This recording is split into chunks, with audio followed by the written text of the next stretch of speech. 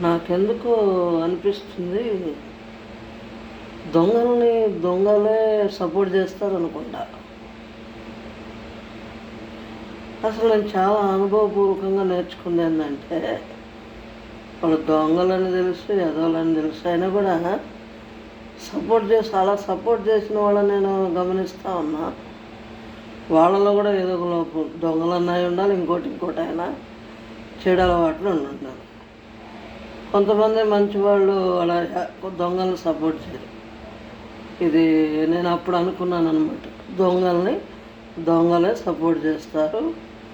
ఏ చెడు లక్షణాలు ఉన్నవాళ్ళు ఆ చెడు లక్షణాలు ఉన్నవాళ్ళే సపోర్ట్ చేస్తారని నేనైతే అనుభవపూర్వకంగా నేర్చుకున్నాను.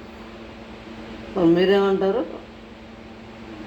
మీకు ఇలాంటి అనుభవం ఎప్పుడైనా అయిందా? చెప్పండి.